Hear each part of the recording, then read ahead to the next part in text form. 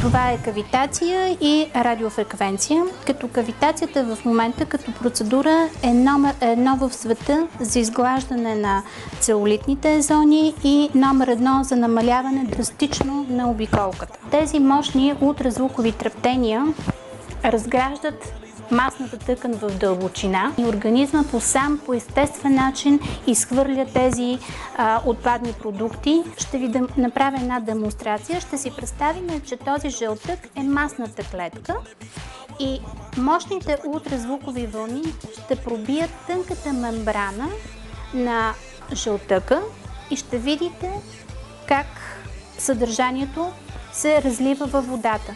По същия начин мощните ултразвукови вълни пробиват клетъчната мембрана на масната клетка и сложните мазнини под формата на триглицериди отиват към кръво-лимфообращението, преработват се в черния дроб и ние ги свърляме по естествен начин. Кавитацията и радиофреквенцията са единствените методи и разбира се и лазерните апарати, които пукат масната мембрана. Докато всички други антицелулитни масажи и вакуумни масажи, те не пукат масната мембрана, а действат на ниво натрупана излишна вода в областта на целулит.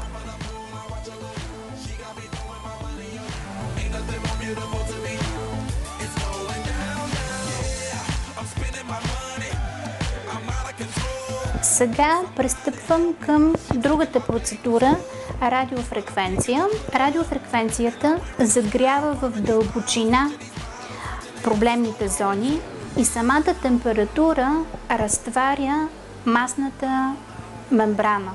Т.е. тук имаме, при кавитацията имаме мощни ултразвукови трептения, тук е температура. Повърхността на кожата трябва да достигне 42 градуса и чак тогава започва същинската процедура. Освен отслабване, може да се комбинира с специален накрайник, който стяга кожата, стимулира колагена. При някои момичета при по-рязко надебеляване и по-рязко отслабване, независимо, че са млади, кожата се отпуска. Тази процедура е добра за всякаква възраст, без никакви противопоказания.